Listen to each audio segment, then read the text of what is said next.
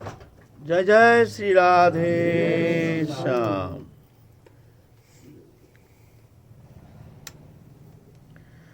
जीव भगवान का नित्य दास, भगवान का अंश है, अविच्छिन्न अंश है जीव, अखंड संबंध है भगवान से, जीव चैतन्य सत्ता का।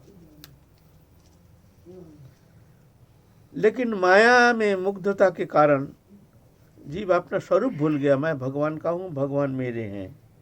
मैं संसार का नहीं हूँ, संसार मेरे नहीं है। ये बोध भुला दिया। भगवान मेरा नहीं, भगवान से कोई संबंध नहीं, मैं संसार का हूँ, संसार मेरे हैं। बस उल्टा हो गया बोध। इस कारण इसको एक ग्रंथि लग गया। माया से संबंध हेतु माया से एक ग्रंथि लग गया है बढ़िया तरह से। इसको कहते हैं जड़ चेतन ग्रंथि। चैतन्य है, चैतन्यमय है जीव चैतन्य सत्ता, और माया है जड़, और जड़ से संबंध जोड़ने का कारण जड़ से उसका ग्रंथि लग गया। जड़ चेतन का एक संबंध हो गया ये ग्रंथि। अब ये ग्रंथि तो लगा है, ग्रंथि के ऊपर ग्रंथि, उसके ऊपर ग्रंथि, और कितना ग्रंथि लग गए। एक ग्रंथि के कारण, जड़ चेतन ग्रंथि के कारण फिर जाके एक जाति अभिमान, मैं ब्राह्मण हूँ, मैं उच्च कुल हूँ, ये एक ग्रंथि है, उसके ऊपर लग जाता है। एक ग्रंथि तो लगा हुआ है, फिर और एक ग्रंथि लग गया, लो मैं उच्च कुलोद्भव हूँ। फिर उसके ऊपर ग्रंथि लगता है, मैं विद्वान हूँ, मैं ज्ञानी हूँ, मैं ऐसे मान्यता प्राप्त हूँ, समाज में हमारे बहुत मान्यता। ये सब ग्रंथि, एक एक ग्रंथि, ये सब उपाधि है, और उपाधि को हटाना ही साधना है। ये जो ग्रंथि लग गया है, जो उपाधि जीव चैतन्य सत्ता के ऊपर एक एक उपाधि जुड़ गया है, ये उपाधि को हटाना ही साधना है। और हम लोग उपाधि को बड़े अच्छी तरह से चिंतन के द्वारा उसको पोषण करते हैं, उसको पुष्ट करते हैं। हम उच्च कुलोद्भव है, ऐसे है, हम ब्राह्मण है, हम ब्रह्मचारी हैं, या मान लो कोई भी हो, कुछ भी हो, हम त्यागी हैं, ये सब ग्रंथि है। मैं त्यागी हूँ, ये भी ग्रंथि है। इस संसार में कौन सा वस्तु हमारा है जो हमने त्याग किया? बोलो ना, त्यागी तो हमने त्यागी है, तो तुमने क्या त्याग किया? हमारा वस्तु तो हम त्याग कर सकते हैं, दूसरे का वस्तु, पराया वस्तु तो हम त्याग नहीं कर सकते। तो हम जब संसार में आए, कौन सा वस्तु हम लेके आए और कौन सा वस्तु हम लेके जाए? जो हमारा है वो तो हम लेके जाएंगे, साथ लेके आएंगे, लेके जाएंगे, हमारा वस्तु है। संसार में कौन सा वस्तु हमारा है? विचार करो तो ये शरीर तक हमारा नहीं, वस्तु तो बहुत दूर की बात है, शरीर तक हमारा नहीं। तो तुमने क्या त्याग किया है? त्यागी एक अहंकार है, ये कुछ नहीं है इसमें, है ना। तो एक एक ग्रंथि, ग्रंथि के ऊपर ग्रंथि, उपाधि के ऊपर उपाधि जोड़ के हम बंधन दशा प्राप्त होकर संसार चक्र में भगवान को भूल करके, अपने स्वरूप को भूल करके हम संसार चक्र में घूम रहे हैं। ये माया है। उपाधि को छोड़ना ही साधना है, और उस उपाधि को हम बड़े सुंदर ढंग से उसको पोषण करते हैं, उसका चिंतन करते हैं, उस पर अभिमान करते हैं, उस पर घमंड करते हैं। कोई विद्वान लोग बहुत पढ़े लिखे हैं, उसको तुम समझाओ, उसको ये हो जाएगा, अरे ये हमको समझा रहा है, इसका ये कितना पढ़ा लिखा किया है, ये अरे हमें तो MA PhD है, ये क्या जानता है, ये हमको समझाएगा। ऐसा होता है ना। मान लो हम ही बहुत विद्वान है, बहुत संस्कृत अध्ययन किया है, नवरत्न आदि उपाधि, नाना प्रकार उपाधि प्राप्त की है, आप अगर हमको कुछ समझाएं तो हमको ये अहंकार हो जाएगा, अरे ये क्या जानता है, हम तो संस्कृत इतना अध्ययन किए हैं, हम इतने बड़े पंडित हैं, ये हमको समझा रहा है। ऐसा है, घमंड आ जाता है। वास्तव में भगवत प्राप्ति तो ये तो सबसे जो कुछ नहीं जानते हैं, कुछ जानना नहीं चाहते हैं, एक ठाकुर जी के चरण कमल में अपने आप को समर्पण करके उनके लिए जीते हैं, उनके लिए मरते हैं। सरल बच्चा जैसे, कुछ जानते नहीं है, बोलना आता नहीं है, चलना आता नहीं है, माँ माँ माँ, और माँ हर समय उसको संरक्षण देती है। भूख लगने का पहले ही उसको गोदी में लेकर खिलाते हैं। माँ जानते हैं इसको भूख लग गया, हर स्थिति में बच्चा हमारा कहीं गिर ना जाए, बच्चों को कहीं चोट न लग जाए,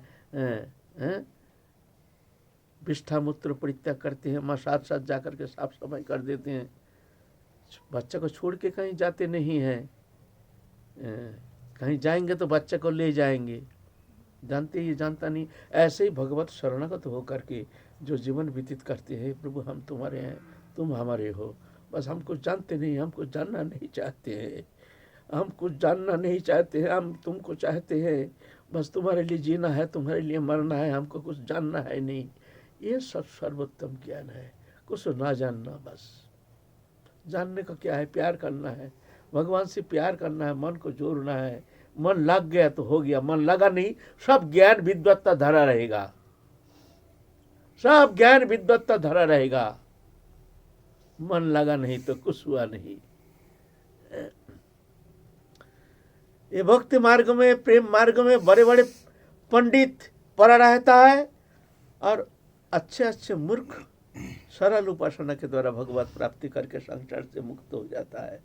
बड़े बड़े अज्ञानी मूर्ख, मूर्ख कहलाते हैं हम लोग, जो अनपढ़ है, गंवार है, कुछ जानते नहीं है, नीच जाति है, कुछ जानते नहीं है, वो सरल भक्ति के द्वारा भगवान के ऊपर विजय प्राप्त कर लेते हैं, संसार चक्र से मुक्त होकर भगवत सान्निध्य प्राप्त करने में समर्थ हो जाते हैं। सबड़ी कौन सा जाति के थे, कौन सा विद्वत्ता थी उनमें, लेकिन भगवान को किस तरह से वशीभूत कर लिया प्रेम से। सवारी का संबंध में थोड़ा सा आलोचना करेंगे ना। ये पूर्व जन्म में एक राजघरानी थी, राजरानी, लेकिन जन्म से संस्कारवश भगवान में बहुत मन लगता था, साधु संत में बहुत प्रीति थी, लेकिन राजघराना होने के कारण और उच्च कुलोद्भव होने के कारण उस समय समाज में ऐसे प्रतिबंध था। वर्तमान जैसे समाज जीवन व्यवस्था जो धीरे धीरे हमारे संस्कृति को धीरे धीरे पाँव में कुचल करके एक पश्चिमी कल्चर को अपना रहे हैं, नग्नता के ओर चल रहे हैं, हमारी सभ्यता को घीस करके ले जा रहा है। कहाँ ले जा रहा है, कहाँ ले जाना चाहता है भगवान जाने। कौन नग्नता के ओर ले करके शांत होगा। नग्नता अगर सभ्यता का प्रतीक होता है तो पशु पक्षी, कुत्ता, सियाल, ये तुमसे ज़्यादा आगे एडवांस कहा जाएगा, वो तो वस्त्र पहनते ही नहीं। हाँ, तो अभी तो पश्चिमी कल्चर का होड़ चल रहा है, सब अपने अपने भारतीय संस्कृति सभ्यता को धीरे धीरे इससे मुंह मोड़ करके एक असभ्यता को ही सभ्यता मान करके उस पोशाकी, ऐसे विद्वत्ता हम नहीं कहते हैं, पोशाकी सभ्यता जिसको कहते हैं, उसको ही सभ्यता मान करके जो जितना नग्नता को अपना सकते हैं वो उतना ही शिक्षित है, उतना ही एडवांस है। तो पहले ऐसे नहीं था। तो राजघराने के होने के कारण बहुत प्रतिबंध था, घर से निकालने नहीं देते थे, और मन बहुत रोता था। सवारी का पूर्व जन्म में राजरानी थी, रोती थी। ये ऐसे नारी जीवन प्राप्त करके देखो हम कैसे बंधन दशा प्राप्त हो करके घर में है तो सब वस्तु मौजूद है, भोग सामग्री, लेकिन हमारे परमार्थ विषय में हमारे लिए कोई सुविधा है नहीं, कोई साधु संत का सेवा करना। संत सेवा ही तो सर्वोपरि साधना है। भगवत प्रसन्नता संपादन के लिए संत सेवा ही सर्वोपरि साधना बताया गया है। जे मैं भक्त जना पढ़तो न भक्त ते जना मद भक्तारांच जे मैं भक्त अस्ते में भक्तोत्तम मता। जो मेरे को भक्ति करता है वो मेरा भक्त नहीं है, जो मेरा भक्त से प्रेम करता है वो मेरा परम भक्त है। शास्त्र कहते हैं, हम नहीं कह रहे हैं। मद भक्त पूजब अधिको, हमसे भी हमारे भक्त को सेवा अधिक होनी चाहिए। तो ऐसे सबरी के मन में नाम तो हमको पता नहीं, खैर हम सबरी नाम से ही कहते हैं। पूर्व जन्म में राज रानी थी, उच्च कुलोद्भव ब्राह्मण कुल में जन्म लिए हैं, राजा भी ब्राह्मण है, लेकिन ऐसे प्रतिबंध, सामाजिक प्रतिबंध घर से निकालने नहीं देते थे। रोती थी बैठे बैठे घूंघट दे करके। हमारे जीवन तो वृथा गई। इस शरीर रहते रहते हमारे लिए तो हरिभजन होना संभव नहीं। हे भगवान, आज उच्च कुल में जन्म लेने का कारण, और स्त्री हो के जन्म लेने का कारण हम भगवत भजन भगवत सेवा से हम वंचित रह रहे हैं। ऐसे जीवन से हमको क्या लाभ है? राज रानी कहेंगे, सब सम्मान करेंगे, उससे हमको क्या मिलेगा? अंतिम समय हमको क्या मिलेगा? है ना? ऐसे बहुत सारे प्रतिबंध थी पहले। अब धीरे धीरे तो सब हट गया धीरे धीरे। तो एक बार कुंभ स्नान, प्रयाग कुंभ में स्नान करने के लिए राजा भी ऐसे ही भक्तिमान थे। चलो कुंभ स्नान करने जाएंगे।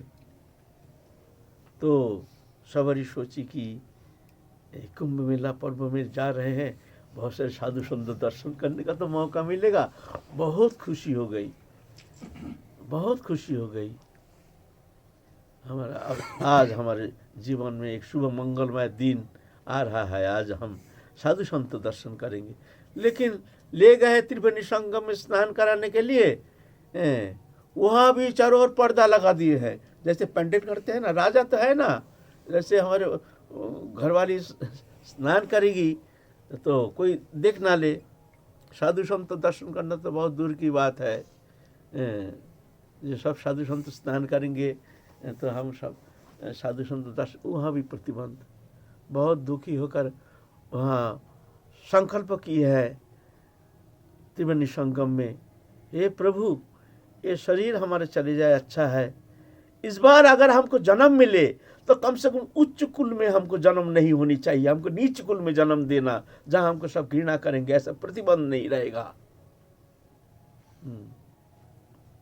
और कोई प्रतिबंध हमारा रहेगा नहीं। हम ऐसे ही जंगली जीवन व्यतीत करेंगे, जो कम से कम साधु संत को दर्शन तो कर पाएंगे। तो भगवान ने सुन लिया, और अल्प दिन में ही शरीर त्याग दिया। त्याग करके चंडाल कन्या बन के वहाँ जन्म लिए हैं पंचवटी में जन्म लिए हैं। अच्छा, चंडाल होने से भी संपन्न घर हैं। अब कन्या धीरे धीरे बड़ी हो गई है, सियानी हो गई है। अब उसको शादी ब्याह अनुष्ठान करेंगे। तो शादी ब्याह अनुष्ठान, उसके मन में तो वही पूर्व जन्म की स्वीकृति। तो पूर्व जन्म के स्वीकृति बिना तो भजन होता नहीं है। जैसांग तंत गतंग पापंग जननांग पुण्य कर्मणाम ते दंदर मोहन निर्मुक्त भजनते मांग दृढ़व्रता। जैसांग अंतस्थित पाप राशि, पूर्व जन्म के पाप राशि जो पुण्य कर्म के द्वारा, मंगलमय कर्म के द्वारा, मंगल अनुष्ठान के द्वारा, हरिभजन के द्वारा, जिसका अंतस्थित पाप जो मलिनता ये नष्ट हो गया है, वही दृढ़ता के साथ एक निष्ठ भाव लेकर के भजन कर सकता है। ऐसे है ना। तो पूर्व जन्म में ही तो उसके मलिनता चली गई थी। अब जन्म से ही तो चंडल कन्या है, तो सोची है भाई कैसे यहाँ से एक बार निकल जाऊँ मैं। आप देखो बचपन में सोचे हैं कि बड़े होने से फिर कोई मौका ऐसे मिल जाए जो मैं भाग जाऊंगी, लेकिन यह भी बंधन। आप शादी विवाह देने का सब संकल्प किए हैं। शादी विवाह के दिन उसको पात्रस्थ करेंगे, तो उस दिन बहुत सारे पशु लाए हैं वध करने के लिए, उसके मांस से यार की निमंत्रित होकर के सब बाराती जितना आए हैं सबको खिलाएंगे। ऐसे उसका सबरी के मन में बड़ी कष्ट, हे भगवान देखो ऐसे पशु वध करके ये सब निमंत्रण करेंगे, कैसे भी मौका मिल जाए तो मैं इसका व्यवस्था मैं करूँगी। तो रात के अंधकार में उठ करके रस्सी काट दिया, सब पशु को सब छोड़ दिया, जा भाग जा। और पशु तो भगवान का ही सत्ता है ना, वो लोग भी आशीर्वाद करके गए, हमको जिस तरह से तुमने मुक्त कराए हैं ऐसे तुम भी संसार बंधन से मुक्त हो जाओ, तुम भी संसार बंधन से मुक्त हो जाओ। सब ऐसे आशीर्वाद दे करके सब पशु चले गए जंगल में। और सबरी भी सोचे हैं अंधकार में और ऐसे संसार में रहना नहीं है, चलो रामचंद्र जी जो करेंगे वही होगी, चलो यहाँ से छोड़ छाड़ के चलो। सीधा एकदम अंधकार में चली गई सबरी। चलते जंगल में ये सुबह उठ करके देखते हैं कन्या है नहीं, कन्या कहाँ चली गई। कोई कहते हैं, बहुतों कहते हैं जो स्त्री जाति ये भजन के लायक नहीं है और स्त्री शरीर से भगवत प्राप्ति होती नहीं, ऐसे भी अपवाद सुनने में आता है। लेकिन शास्त्र ऐसा नहीं कहते हैं, कोई शास्त्र हमारे सनातन शास्त्र ऐसा नहीं कहते हैं, ऐसे अनुमोदन नहीं करते हैं। जो स्त्री जाति ये प्रतिबंध के कारण, संसार बंधन के कारण ये भगवत प्राप्ति करने में असमर्था है, ऐसा नहीं है। गीता में कहें स्त्री वैश्यस्तथा शूद्रस्ते अपि जानति परम गतिम किं पुनर्ब्रह्मण पुण्य भक्त राजस्वस्तथा। स्त्री वैश्य शूद्र वो भी परम गति को प्राप्त करने में समर्थ हो जाते हैं भगवत कृपा से। ऐसा कोई बात है नहीं जो स्त्री जाति चाहिए भक्ति। भगवान भक्ति को देखते हैं, भगवान क्रिया को देखते नहीं हैं।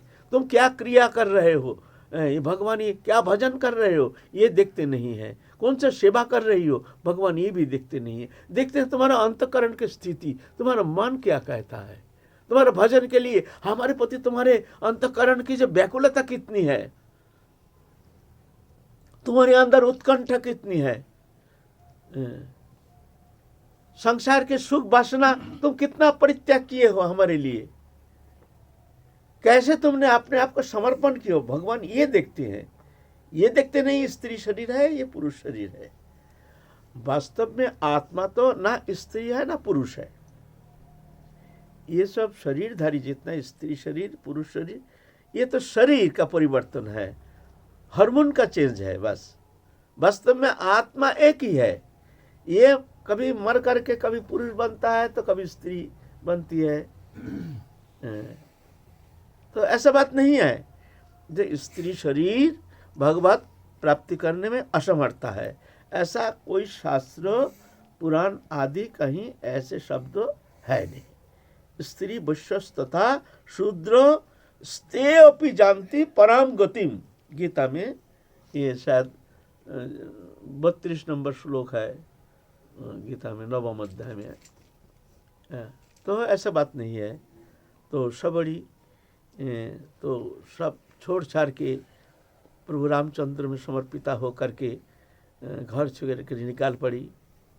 निकाल करके अब क्या करेंगे, जहाँ समस्त मुनि ऋषि आदि सब निवास करते हैं, एकांत जंगल में भजन करते हैं, यज्ञ करते हैं। त्रेता युग ना, उसमें यज्ञ प्रधान था। कृतजत ध्याति विष्णु त्रेता जजति मुखई दापरे परिचर्या कलो तद हरि संकीर्तनात्।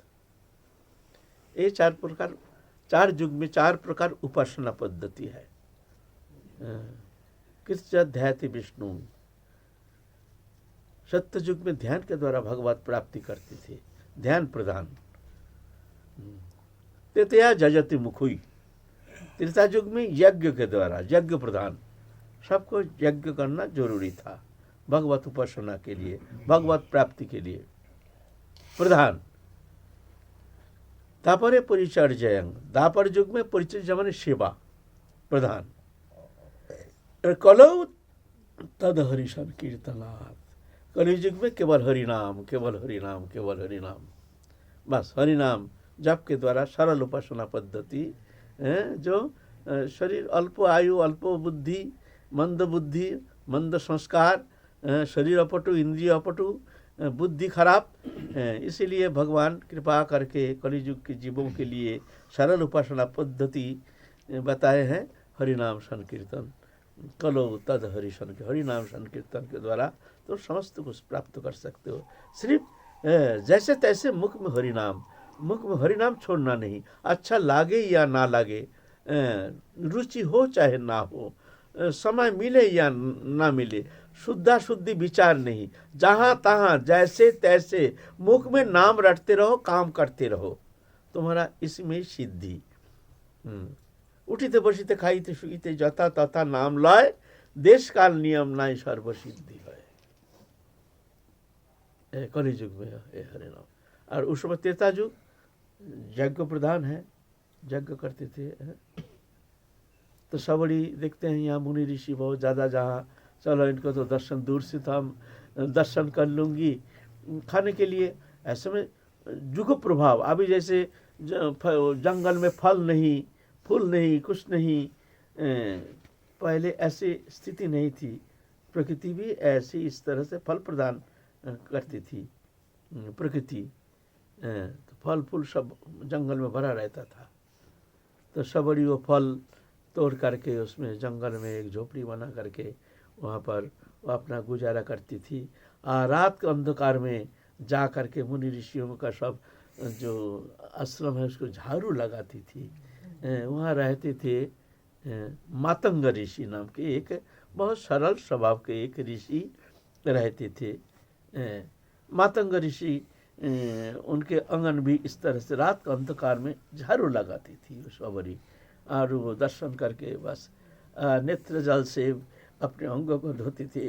हे ठाकुर, तुमने हमको निष्कुल में जन्म दिया, साधु संत सेवा करने, तो भूल गया पूर्व जन्म का उसका निवेदन, उसका प्रार्थना, जो हमको जन्म देना तो निष्कुल में जन्म देना, ये तो भूल गई ना। लेकिन उसका संस्कार, जो प्रभु तुमने हमको निष्कुल में जन्म दिया कि साधु संत सेवा करने का हमारा अधिकार नहीं है, क्या करूं, इस तरह से सेवा करने लगी। मातंग ऋषि सुबह उठ करके देखते हैं जो आंगन को झाड़ू लगा रही है, जगह झाड़ू लगा कर रोज चली जाती है। दो एक शिष्य था, उनको कहा, भाई कौन ने ये झाड़ू कौन लगाता है हमारे आंगन को, इतना सुंदर रूप से कंकड़ मंकड़ सब झाड़ू लगा कर साफ सुथरा करके, जहाँ से सब साधु लोग चलते थे, वहाँ एक स्रोतस्विनी नदी थी, वहाँ स्नान करने के लिए जाते थे सब, वहाँ तक रास्ता से झाड़ू लगाते थे, साफ सुथरा करके रखते थे। साधु संत सब जाते हैं, मुनि ऋषि देखते हैं, भाई इतना सुंदर साफ सुथरा, ये कौन ऐसे कर्म करता है। तो ज़्यादातर तो सब उदासीन, भाई होगा कोई करता होगा, कोई संत करता होगा। लेकिन मातंग ऋषि सोचते हैं, भाई ये ऐसा करने वाला कौन है। मन बहुत गदगद हो गया, जो ऐसे कौन करता है, ऐसे कौन प्रेमी भक्त है। देखो जो रात का अंधकार में आकर के इस तरह से झाड़ू लगाती है। मातंग ऋषि एक चेला को कह दिया, देखो देखना तो भाई, सुबह सुबह से झाड़ू कौन लगाता है। तो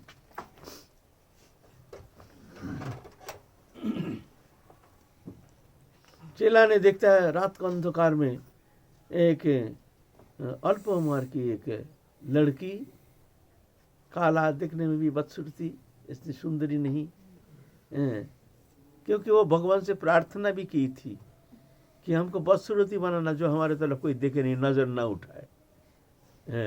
प्रार्थना की थी, एक बदसूरती होनी चाहिए, नीच कुल में जन्म होनी चाहिए।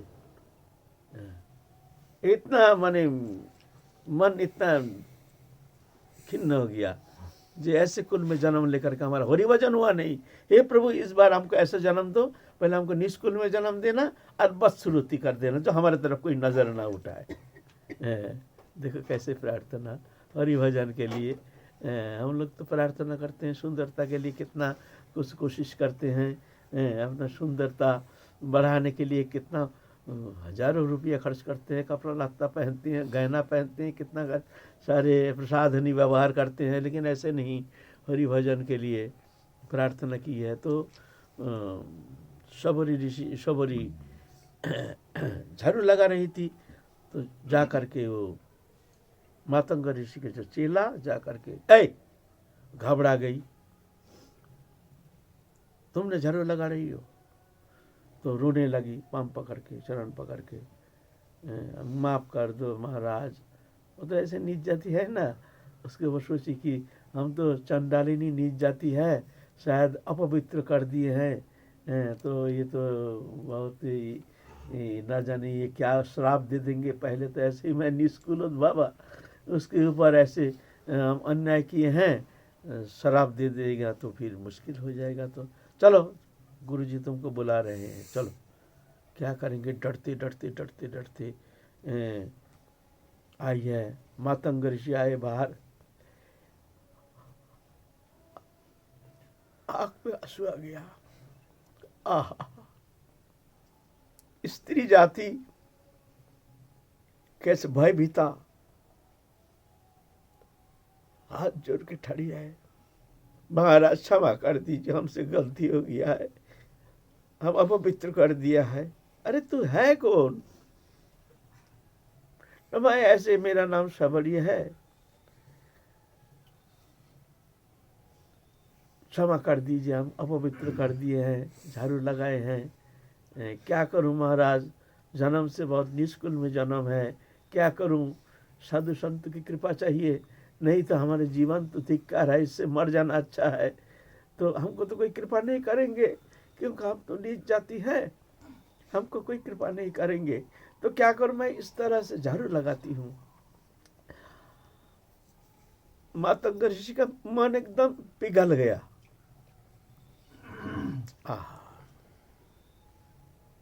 इतना परमार्थ लोभी, साधु संत में इतना श्रद्धा, चाहे कोई कुछ भी कहे, इसको तो मैं दीक्षा दूंगा, इसको तो मैं दीक्षा दूंगा। क्योंकि जाति कौन है? जाति श्रीमद् भागवत पुराण कहते हैं,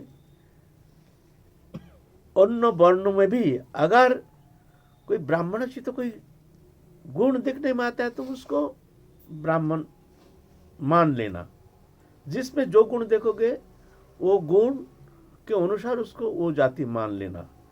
भगवान गीता में कहते हैं, चतुर्वर्ण वैशिष्टं गुणकर्म विभागश, मैं 4 वर्ण सृष्टि किया हूँ, ब्राह्मण क्षत्रिय वैश्य शूद्र, गुण के अनुसार, जन्म से नहीं, गुण से, गुण कर्म विभागश, समाज मंगल के लिए जिसमें जो योग्यता, जो गुण है, वो गुण उस आधार पर उसको वो कर्म दिया जाए तो उसमें मंगल होता है। जिसमें जो जिसका अधिकार योग्यता है उस आधार पर देने से तो उसका कल्याण होता है ना, समाज का कल्याण होता है।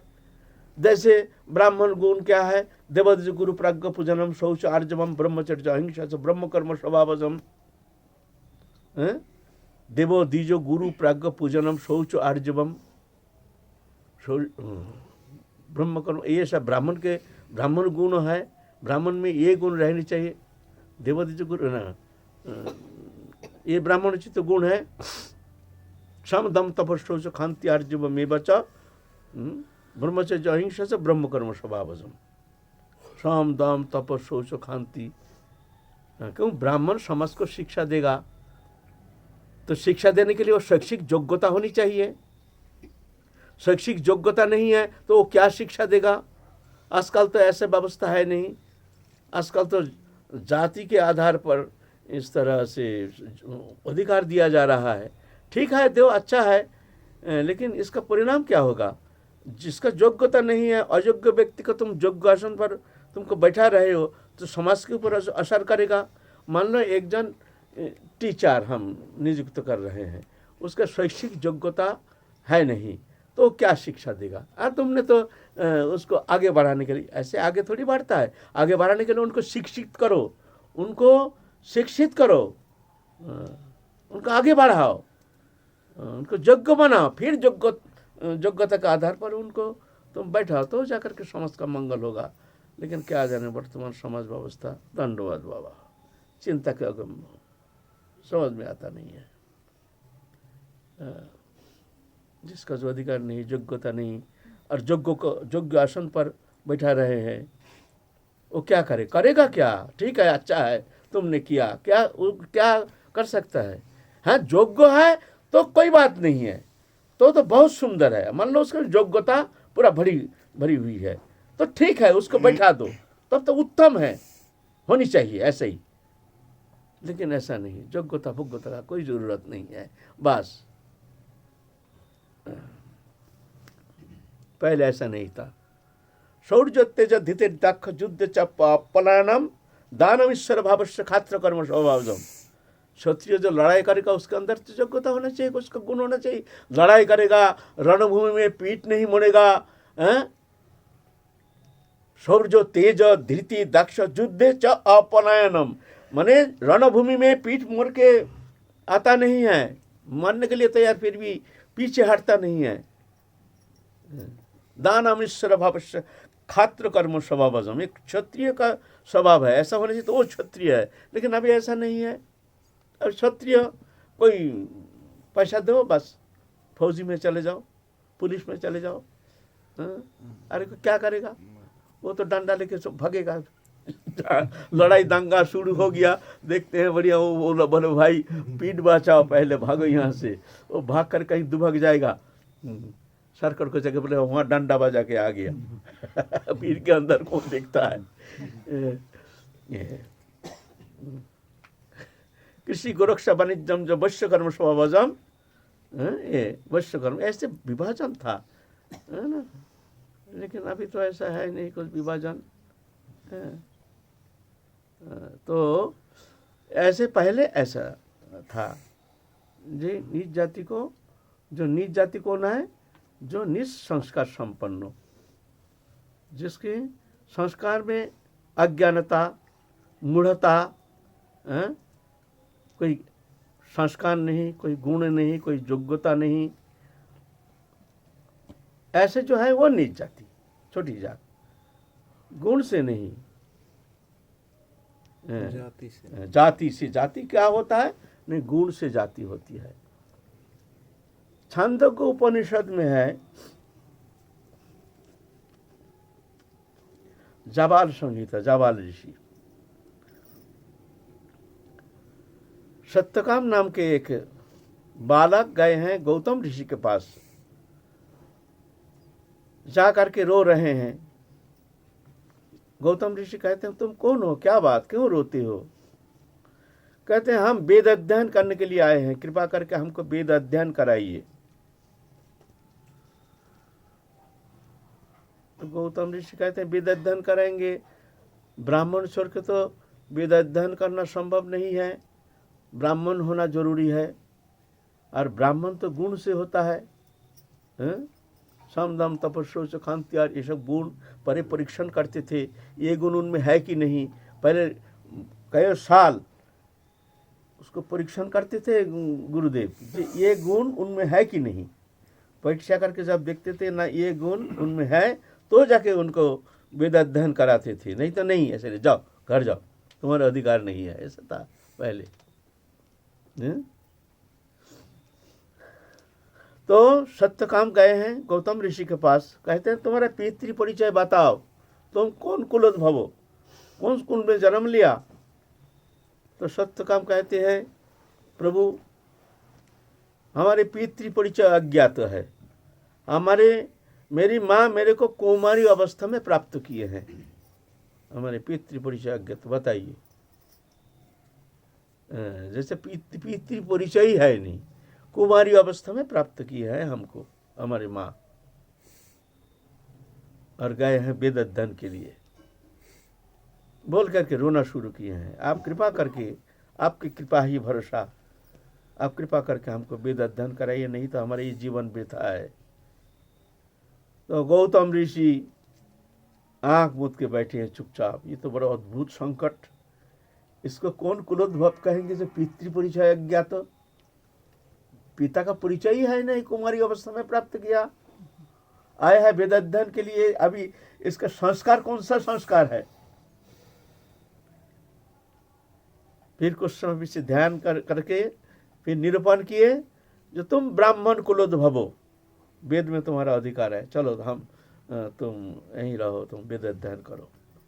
जाबालिक ऋषि बने हैं, जाबाल संहिता रचना किए हैं। पहले ऐसा होता था। कैसे, किस आधार पर?